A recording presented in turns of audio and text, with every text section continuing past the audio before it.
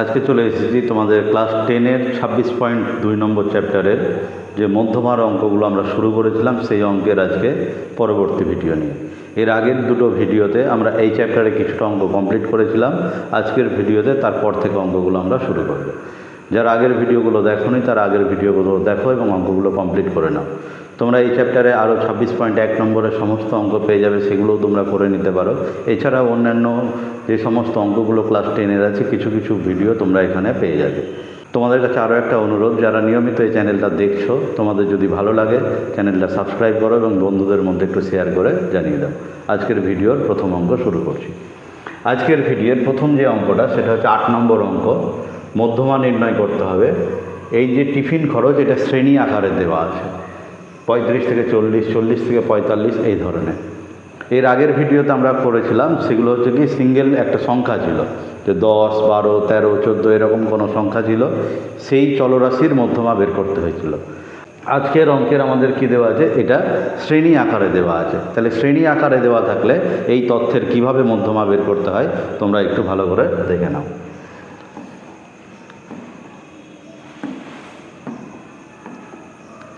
আমরা প্রথম যে কাজটা করব সেটা হচ্ছে, যেটা আমাদের দেওয়া আছে টিফিন খরচটা শ্রেণী আকারে, সেটা আমরা টুকে নেব। যে টিফিন খরচ,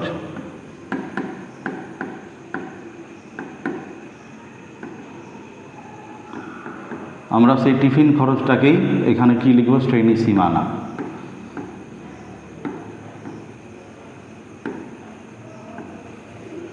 এটা হচ্ছে আমাদের শ্রেণী সীমানা। তারপরে শিক্ষার্থীর সংখ্যা দেওয়া আছে, শিক্ষার্থী, এটা হচ্ছে আমাদের কি পরিসংখ্যা, সেটাও আমরা লিখে নিলাম। আর একটা ছক আমাদের দরকার, সেটা হচ্ছে ক্ষুদ্রতর সূচকে ক্রমযৌগিক পরিসংখ্যা, আমরা সংক্ষেপে লিখে নিলাম। তাহলে এই তিনটে ছকই আমাদের দরকার। তোমাদের আরও একটা বিষয় একটু জেনে রাখা দরকার, যে এই মধ্যমা নির্ণয়ের সময় এই যে শ্রেণীটা দেওয়া আছে, এই শ্রেণীটা কিন্তু কন্টিনিউয়াস থাকতে হবে। অর্থাৎ 35 থেকে 40, এটা আবার 40 থেকে 45 এইরকমই থাকতে হবে। পরেরটা শেষ হলো 45-এ, মানে 45 থেকে 50 এইরকম। তোমরা এই যে পরবর্তী অঙ্কটা যদি দেখো 12 নম্বর, সেটাতে দেখো 1 থেকে 5, তারপর 6 থেকে 10, এটা কিন্তু কন্টিনিউয়াস আকারে দেওয়া নেই। তাহলে তোমাদের মধ্যমা নির্ণয় করতে গেলে আমাদেরকে দেখতে হবে যে যে শ্রেণীটা দেওয়া আছে সেই শ্রেণীটা কন্টিনিউয়াস আকারে আছে কিনা। যদি না থাকে তাহলে কন্টিনিউয়াস বানিয়ে নিতে হবে। কন্টিনিউয়াস কীভাবে বানাতে, 12 নম্বর অঙ্ক আমরা যখন করব তখন সেইটা ভালো মতন তোমরা শিখে নিতে পারবে। আজকে আমরা কন্টিনিউয়াস দেওয়া আছে এইরকম শ্রেণীরই অঙ্ক করব। তাহলে এই তিনটে জিনিস আমাদের ছকে বানাতে হবে, সেই তিনটে জিনিস আমরা লিখে নিলাম। লিখে নিয়ে যা যা দেওয়া আছে একটু আমরা লিখে নিচ্ছি। 35 থেকে 40, 40 থেকে 45, 45 থেকে 50, 50 থেকে 55, 55 থেকে 60, 60 থেকে 65, আর সবশেষ শ্রেণীটা হচ্ছে 65 থেকে 70। তাহলে সবকটা শ্রেণী আমরা লিখে নিলাম। এবারে আমাদের এই যে শ্রেণীগুলো, সেই শ্রেণীর প্রত্যেকটার পরিসংখ্যা দেওয়া আছে, সেই পরিসংখ্যাগুলো আমরা লিখে নেব। সেই পরিসংখ্যাগুলো কত কত দেওয়া আছে, প্রথমটা দেওয়া আছে কত 3, তারপরেরটা 5, তারপরেরটা 6, তারপরের পরিসংখ্যা 9, 7, 8, আর লাস্ট হচ্ছে 2। তাহলে এই দুটো ছক কিন্তু আমরা নিজে থেকে বানালাম না, এই দুটো ছক কিন্তু আমাদের কোশ্চেনে পুরোটা দেওয়া আছে।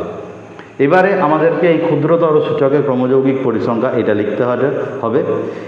এটা কিভাবে তৈরি করতে হয়, যারা আগের ভিডিও দেখেছো তারা সেখানে আলোচনা করেছিলাম, তারা সেখান থেকে নিশ্চয়ই এই নিয়মটা শিখে ফেলেছ। যারা শিখতে পারোনি তারা আজকের ভিডিওতে দেখো অঙ্কটা কিভাবে করব। প্রথম যে ক্ষুদ্রতর ক্রমযৌগিক পরিসংখ্যা, এই পরিসংখ্যাটা যা আছে এখানে তাই বসে যাবে 3। তারপরে কী হবে, একটা একটা করে যোগ হতে থাকবে, 3 যোগ 5, এই যে 3-এর সাথে 5 যোগ কত হলো 8, 8-এর সাথে এবার 6 যোগ, সেটা হয়ে গেল কত 14, 14-র সাথে 9 যোগ, তাহলে হয়ে গেল কত 23, 23-এর সাথে 7 যোগ, তাহলে কত হলো 30, 30-এর সাথে 8 যোগ, তাহলে হয়ে গেল কত 38, আর 38-এর সাথে 2 যোগ, তাহলে হয়ে গেল কত 40। এই হচ্ছে আমাদের ক্ষুদ্রতর সূচকে ক্রমযৌগিক পরিসংখ্যা বানানোর এই ছকটা কিভাবে বানাতে হচ্ছে সেটা আমরা শিখে নিলাম। এবারে এই যে সব শেষ যে পরিসংখ্যাটা পাওয়া গেল সেটাকে আমরা বড় হাতের N দিয়ে প্রকাশ করব। তাহলে এই ছকটা আমাদের কমপ্লিট হলো। এবারে আমাদের কী কী লিখতে হবে একবার ভালো করে দেখে নাও। তাহলে আমরা লিখব যে অতএব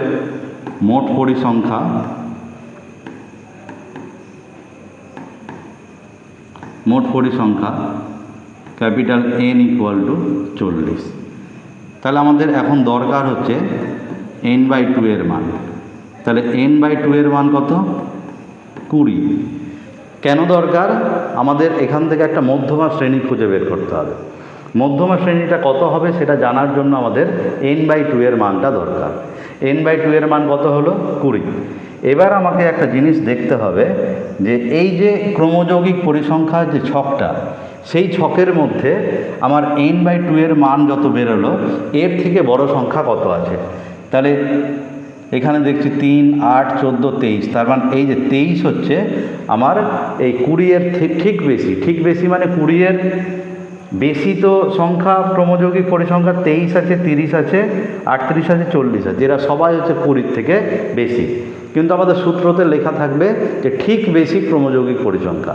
তাহলে ঠিক বেশি কথাটার মানে হচ্ছে যে 20-এর থেকে যারা বড় তার মধ্যে সব থেকে ছোটোটা কত, মানে 20-এর পরেই কত আছে। 20-এর পরের যেটা বেশি সংখ্যা সেটা হচ্ছে 23। সেই জন্য আমাদের এখানে 20-এর থেকে ঠিক বেশি ক্রমযৌগিক সংখ্যা বলতে আমরা 23-কে বুঝবো। তাহলে এই কথাটা একটু লিখে নিই আমরা যে 20 এর ঠিক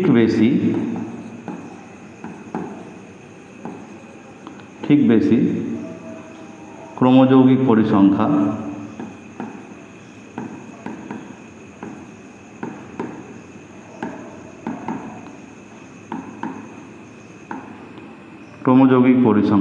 হলো 23, তাই না? 20-এর থেকে বেশি ক্রমযৌগিক পরিসংখ্যা 4টা আছে। এই 4টা পরিসংখ্যার মধ্যে সব থেকে ছোটোটা হলো 23। সেই জন্য আমরা এই 23-কে বলবো 20-এর ঠিক বেশি ক্রমযৌগিক পরিসংখ্যা। ঠিক বেশি মানে হচ্ছে যে 20-এর বেশিগুলোর মধ্যে সব থেকে ছোটোটা, মানে 20-এর পরবর্তী কোনটা, 20-এর কাছাকাছি কোনটা, ঠিক আছে, সেটাই হচ্ছে ঠিক বেশি। তাহলে এটা হচ্ছে আমরা পেয়ে গেলাম। তাহলে অতএব এখান থেকে আমরা লিখতে পারবো যে অতএব মধ্যমা শ্রেণীটা হলো মধ্যমা শ্রেণীটি হলো, তাহলে মধ্যমা শ্রেণী কোনটা হলো, এই 23 বরাবর যেটা আছে এটা হচ্ছে আমাদের মধ্যমা শ্রেণী, তাই না? তাহলে মধ্যমা শ্রেণী হয়ে গেল কত 50 থেকে 55, সেটা আমরা এখানে লিখে নিলাম 50 থেকে 55। এবার আমরা সেই মধ্যমার সূত্রটা অ্যাপ্লাই করে দিই যে মধ্যমা সমান, তাহলে আমরা কত লিখতে পারবো যে অতএব মধ্যমা সমান, সূত্র লিখে দিচ্ছি L প্লাস উপরে হবে n/2 মাইনাস CF/F ইন্টু হচ্ছে H। কোনটা কী জিনিস আমরা একটু লিখে নিই, সেটা হচ্ছে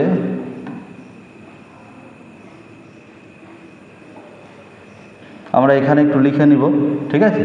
কি কি লিখবো দেখো। L মানে হচ্ছে যেটা মধ্যমা শ্রেণী, সেই মধ্যমা শ্রেণীর নিম্ন শ্রেণী সীমানা। তাহলে মধ্যমা শ্রেণী কোনটা, এই যে 50 থেকে এটা 55 হবে, 50 থেকে 55।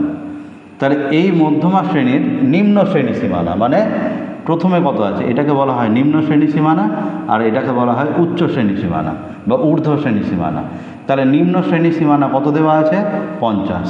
তাহলে L এর মান আমরা কত লিখলাম 50। F মানে হচ্ছে যেটা মধ্যমা শ্রেণী তার পরিসংখ্যা কত। যেটা মধ্যমা শ্রেণী এটা হচ্ছে আমাদের মধ্যমা শ্রেণী, এই মধ্যমা শ্রেণীর পরিসংখ্যা কত 9। তাহলে এটা হচ্ছে আমাদের F এর মান। F এর মান হচ্ছে মধ্যমা শ্রেণীর পরিসংখ্যা। তারপরে CF মানে হচ্ছে ক্রমযৌগিক পরিসংখ্যা, কিন্তু কোন শ্রেণীটার, যেটা মধ্যমা শ্রেণী তার আগের শ্রেণীটার। তাহলে যেটা মধ্যমা শ্রেণী সেটা হচ্ছে কত 50 থেকে 55। এর আগের শ্রেণী কোনটা, এটা। এই যে আগের শ্রেণী যেটা হলো তার ক্রমযৌগিক পরিসংখ্যা, এটা হচ্ছে CF এর মান। তাহলে এখান থেকে CF এর মান কত হলো 14। 14 মানে কি? তাহলে ব্যাপারটা কি দাঁড়ালো, যে সিএফ মানে হচ্ছে যে শ্রেণীটাকে আমরা মধ্যমা শ্রেণী হিসাবে সিলেক্ট করছি তার আগের শ্রেণীর ক্রমযৌগিক পরিসংখ্যা, সেটা হচ্ছে সিএফ এর মান। আর এইচ এর মান কোনটা? এইচ মানে হচ্ছে যেটা মধ্যমা শ্রেণী তার শ্রেণী দৈর্ঘ্য কত, মানে যেটা আমরা মধ্যমা শ্রেণী লিখেছি এই যে 50 থেকে 55, এর শ্রেণী দৈর্ঘ্য কত? শ্রেণী দৈর্ঘ্য মানে হচ্ছে পরের সংখ্যাটা থেকে আগেরটা বিয়োগ। তাহলে 55 থেকে 50 বিয়োগ করলে কত পাওয়া যাচ্ছে? 5। তাহলে এইচ এর মান হচ্ছে কত? 5। তাহলে এটা আমরা সমস্ত কিছু ডিটেলসে লিখে নিলাম। আর এন এর মান তো শুরুতেই লিখে দিয়েছি, তাহলে সব মানগুলো আমরা বসিয়ে দিই। এল এর মান কত? 50। n/2 এর মান আমরা প্রথমেই বের করে রেখেছিলাম কত? 20। সিএফ এর মান কত? 14 বাই এফ এর মান কত? 9। আর এইচ এর মান কত? 5। সমস্ত কিছু লিখে নিলাম। এই অঙ্কটা আমাদের যে দিয়েছিল, এই অঙ্কটার যে রাশিগুলোর মধ্যমা বের করতে হবে তার একটা একক দেওয়া আছে, টাকা। তাহলে আমাকে এই যে মধ্যমা সূত্রটা লিখলাম আমরা, এখানে একটা একক লিখতে হবে। সেই এককটা কি? টাকা। তাহলে এখানে আমরা লিখে নেব যে এত টাকা, এটা হচ্ছে আমাদের মধ্যমা।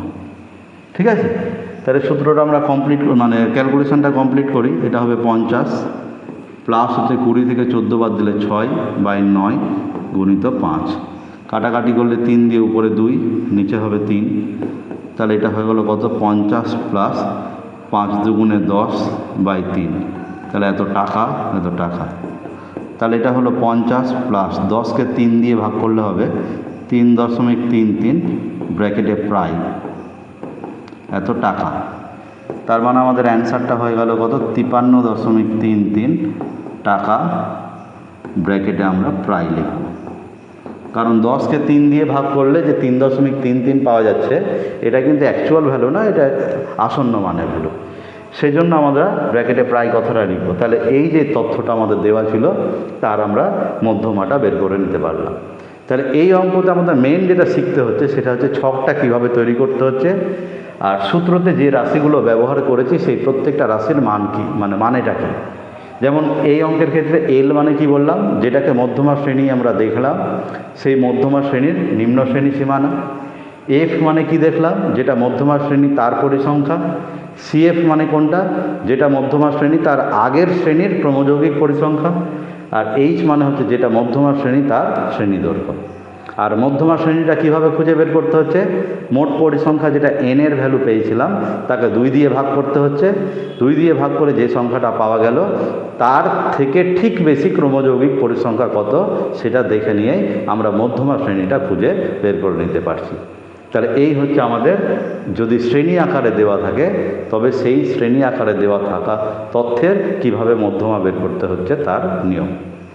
এর পরবর্তীতে যে অঙ্কটা আছে সেটা হচ্ছে 9 নম্বর অঙ্ক। এটা আমি তোমাদের বাড়ির কাজের জন্য ছেড়ে দিচ্ছি, তোমরা নিজেরা করবে। তার পরবর্তী যে অঙ্কটা আছে এই অঙ্কটা 10 থেকে 13 অবধি, আজকে আমরা 10 নম্বর অঙ্কটা কমপ্লিট করব। 10 নম্বর অঙ্কতে যা দেওয়া আছে সেগুলো আবার লিখে নিই। কী দেওয়া আছে? প্রথম যেটা দেওয়া আছে সেটা হচ্ছে শ্রেণী সীমানা। আমরা আবার দেখে নিব যে শ্রেণী সীমানা যেটা দেওয়া আছে সেটা কন্টিনিউয়াস দেওয়া আছে কিনা। 0 থেকে 10, 10 থেকে 20, তার মানে কন্টিনিউয়াস দেওয়া আছে। যদি কন্টিনিউয়াস দেওয়া না থাকে তবে কন্টিনিউয়াস বানিয়ে তারপর অঙ্ক করতে হবে। তাহলে শ্রেণী সীমানাটা লিখে নিলাম। এরপরে যেটা দেওয়া আছে সেটা হচ্ছে পরিসংখ্যা। তারপরেই আমাদের দেওয়া আছে কত? ক্ষুদ্রতর সূচকে ক্রমযৌগিক পরিসংখ্যা। সংক্ষেপে আমরা লিখে নিলাম। তাহলে আমরা এখান থেকে লিখে নিই 0 থেকে 10, 10 থেকে 20, 20 থেকে 30, 30 থেকে 40, 40 থেকে 50, লাস্ট আমাদের দেওয়া আছে 70 পর্যন্ত। 50, 50 থেকে 60, আর লাস্ট হচ্ছে আমাদের 60 থেকে 70। এর পরিসংখ্যাগুলো দেওয়া আছে কত? 4, 7, 10, 15, 10, 8, 5, 10, 8, 5। তাহলে আমরা ছকে যা দেওয়া আছে শ্রেণী সীমানা এবং পরিসংখ্যাটা লিখে নিলাম। এরপরে দরকার আমাদের কি? ক্ষুদ্রতর সূচকে ক্রমযৌগিক পরিসংখ্যা। কীভাবে বের করতে হয়? প্রথমটা যা আছে তাই লিখে দিতে হবে, তারপর একটা একটা করে যোগ করতে হবে। 4-এর সাথে 7 যোগ মানে 11, 11-এর সাথে 10 যোগ মানে 21, 21-এর সাথে 15 যোগ মানে 36, 36-এর সাথে 10 যোগ মানে 46, 46-এর সাথে 8 যোগ মানে 54, আর 54-এর সাথে 5 যোগ তার মানে হয়ে গেল কত? 59। এটাকে আমরা কি দিয়ে লিখব? n দিয়ে লিখব। তাহলে আমরা এখানে কি লিখব? মোট পরিসংখ্যা, মোট পরিসংখ্যা সমান হচ্ছে n ইকুয়াল টু কত? 59। তাহলে আমরা এখানকার এই ইকুয়াল টুটা দিব না, মোট পরিসংখ্যা ব্র্যাকেটে n ইকুয়াল টু কত? 59। এবারে আমাদের দরকার কি? n/2 এর মান। তাহলে n/2 এর মান কত? 59/2, তার মানে 29.5। এবার আমাকে দেখতে হবে ক্রমযৌগিক পরিসংখ্যার ঘরে 29.5-এর থেকে বড় সংখ্যাটা কত আছে।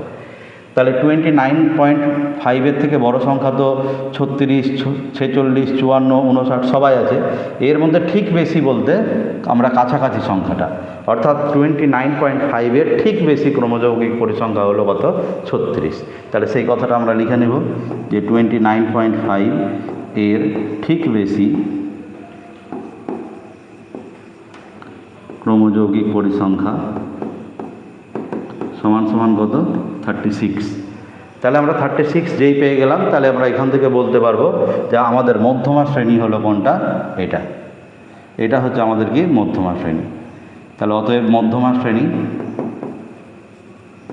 মধ্যমা শ্রেণী কত হলো? তাহলে মধ্যমা শ্রেণী 30 থেকে 40। তাহলে সেটা আমরা লিখে নিলাম 30 থেকে 40।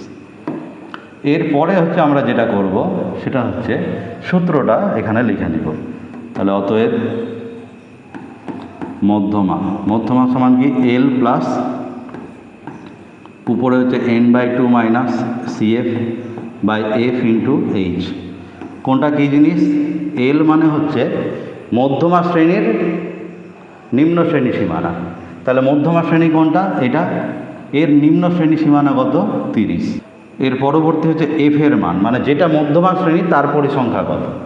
তাহলে যেটা মধ্যমা শ্রেণী 30 থেকে 40, এর পরিসংখ্যা কত? 15। তাহলে f এর মান হচ্ছে আমাদের 15।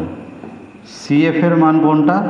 যেটা মধ্যমা শ্রেণী তার আগের শ্রেণীর ক্রমযৌগিক পরিসংখ্যা। তাহলে যেটা মধ্যমা শ্রেণী তার আগের শ্রেণী হচ্ছে এটা। তাহলে এই আগের শ্রেণীর ক্রমযৌগিক পরিসংখ্যা কত?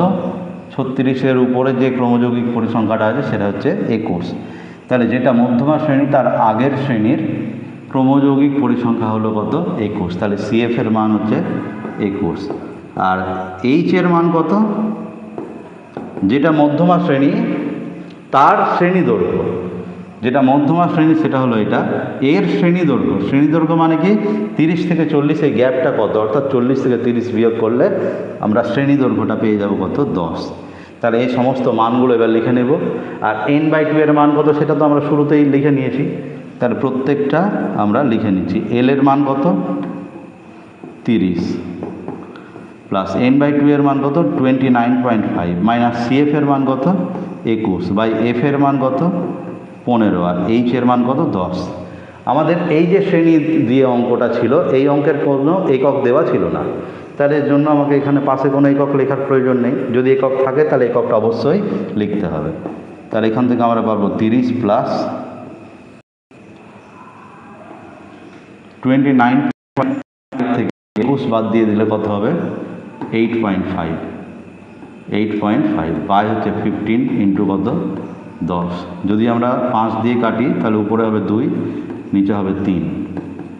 তাহলে 30 প্লাস 8.5কে 2 দিয়ে গুণ 17.0, তার মানে সেটা 17 হবে বাই 3। তাহলে 30 প্লাস যদি আমরা এখানে 3 দিয়ে ভাগ করি তাহলে 3 5 15, 0.666 আসবে। আসন্ন মান করলে এটা আমরা করতে পারবো কত? 5.67। তাহলে এখান থেকে আমাদের অ্যান্সারটা হয়ে গেল কত? 35.67। এটা হচ্ছে আমাদের মধ্যমা। তাহলে এই হচ্ছে আমাদের কত নম্বর অঙ্ক করলাম আমরা? এটা 10 নম্বর অঙ্ক যেটা করলাম তার হচ্ছে মধ্যমা। তাহলে 11 নম্বর যে অঙ্কটা, এই অঙ্কটা একদম সেম অঙ্ক হবে, শ্রেণীটা কন্টিনিউয়াস দেওয়া আছে, মানে এই যে অঙ্ক দুটো করলাম এই নিয়মেই অঙ্ক দুটো হবে। তাহলে তোমাদের এই 11 নম্বর অঙ্কটাও বাড়ির কাজ থাকলো। তোমরা 9 নম্বর আর 11 নম্বর এই দুটো অঙ্ক কিন্তু একদম হুবহু 8 আর 10-এর মতোই হবে, সেই নিয়ম মেনে তোমরা নিজেরা করার চেষ্টা করো। আর পরবর্তী যে 12 এবং 13 এই যে অঙ্ক দুটো, এই অঙ্কের শ্রেণী দুটো কন্টিনিউয়াস দেওয়া নেই, এই অঙ্ক দুটো আমি করাবো এর পরবর্তী ভিডিওতে। আজকের মতো এই ভিডিওটা শেষ করছি, তোমরা কমপ্লিট করো এবং পরবর্তী ভিডিওর জন্য অপেক্ষা করো। আমি ঠিক পরবর্তী ভিডিও নিয়ে চলে আসবো। তোমরা ততক্ষণ ভালো থেকো এবং সুস্থ থেকো।